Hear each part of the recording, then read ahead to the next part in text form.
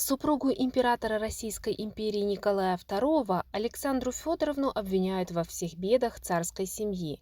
По роковому стечению обстоятельств, попав в Россию, ее сразу не взлюбили не только при дворе, но и в народе. Утверждали, что императрица надменная и холодная, с презрением относится ко всем русским и не может родить здоровых детей.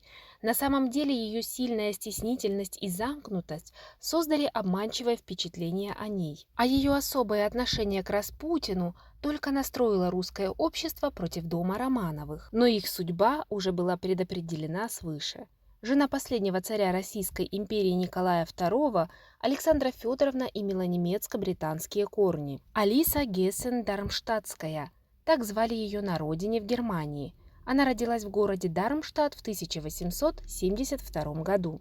Ее мать – дочь английской королевы Виктории Великой, отец – герцог Гессенский Людвиг IV. Кроме Алекс, так звали ее родные, в семье было еще 6 детей. В жизни гессенского двора не было никаких излишеств. Смерть матери и сестры для 5-летнего ребенка стали настоящим потрясением, что сильно повлияло на ее характер. Она замкнулась и стала стеснительной. В ней появлялась надменность и чопорность.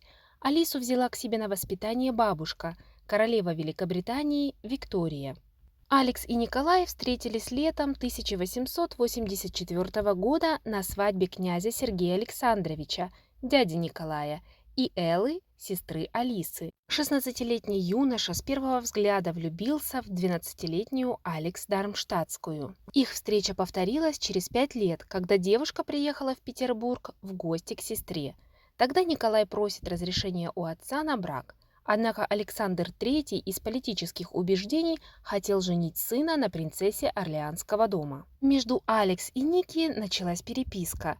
Им запрещали встречаться в России. Александр III уступил сыну, когда состояние его здоровья резко ухудшилось, и дни были сочтены. Правда, чтобы стать женой русского царя, нужно было выучить русский язык и принять православную веру. Алисе было трудно решиться на такой шаг, но любовь победила. Она стала Александрой Федоровной. Их венчание состоялось в 1894 году в Зимнем дворце через 7 дней после похорон Александра III. Весь год Россия и дворцовая жизнь были в трауре, поэтому никакого торжества у них не было. К Александре Федоровне при дворе и в самой России относились с холодностью. Ее откровенно не любили, хотя и незаслуженно. Алекс была очень стеснительным и замкнутым человеком. Ее взгляд был часто грустным и задумчивым. Такая метаморфоза произошла с ней после смерти матери. Это разделило ее жизнь на до и после. Приехав в Россию, Александра Федоровна вынуждена была быстро адаптироваться к незнакомым и чужим ей людям. Пытаясь справиться со стеснительностью, она еще больше замыкалась в себе. Но все считали, что жена Николая II просто высокомерная и надменная особа, которая с презрением относится к русскому обществу. Отец и мать Николая II с самого начала не хотели видеть Алекс его женой по нескольким причинам. Причина первая. В высших кругах власти браки заключались по политическим соображениям, а не по любви. Александр III хотел, чтобы Николай женился на французской принцессе, тем самым укрепив отношения между этими двумя странами. При российском дворе считали брак Алекс и Николая невыгодным во всех отношениях. Причина вторая.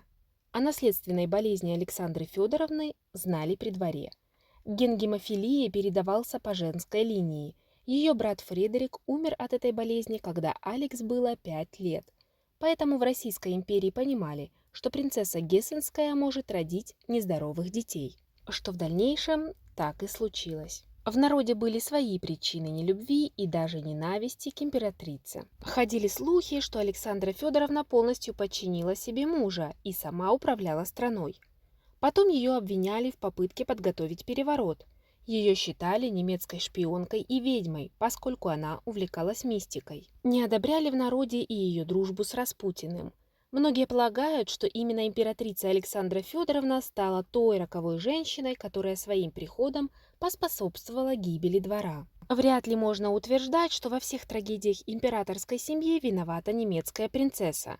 Вероятно, Александра Федоровна стала заложницей ситуации, а нелюбовь к ней русского общества послужила поводом во всем обвинить ее. Жена императора Николая II была грамотной и умной женщиной.